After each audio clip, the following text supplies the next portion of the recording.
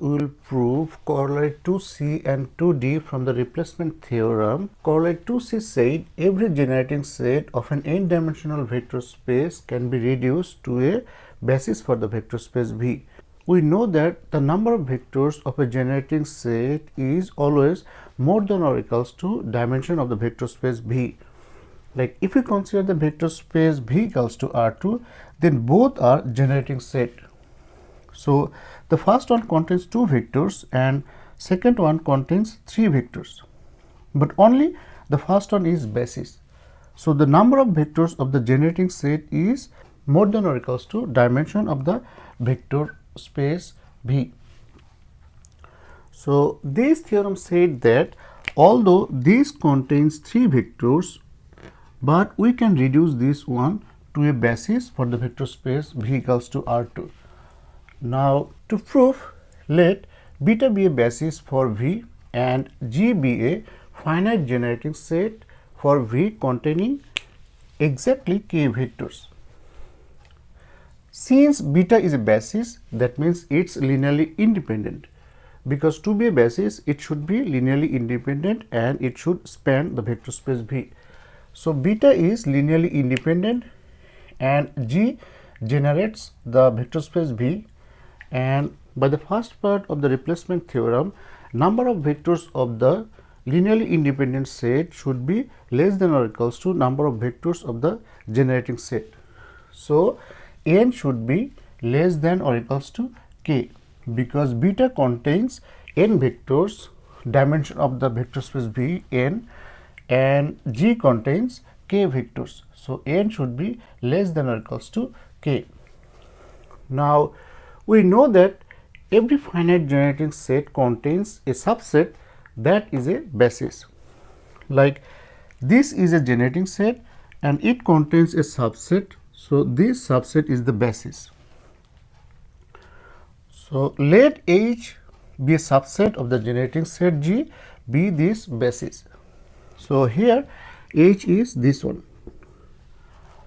and since H is a basis, it contains exactly n vectors, dimension of the vector space n.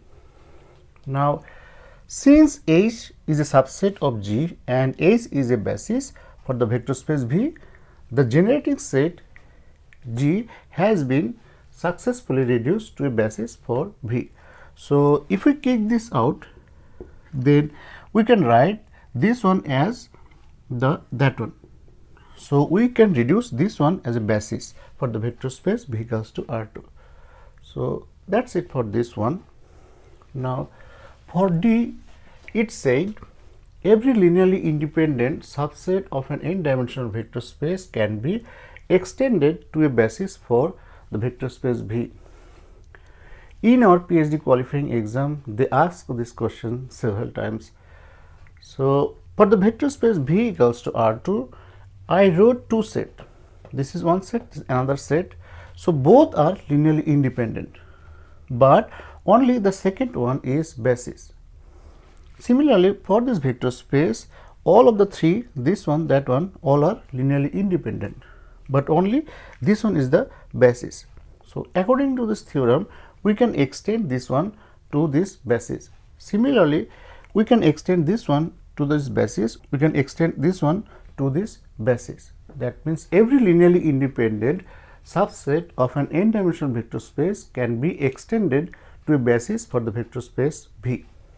Now to prove this, let beta be a basis for the vector space V and L be a linearly independent subset of V containing exactly m vectors.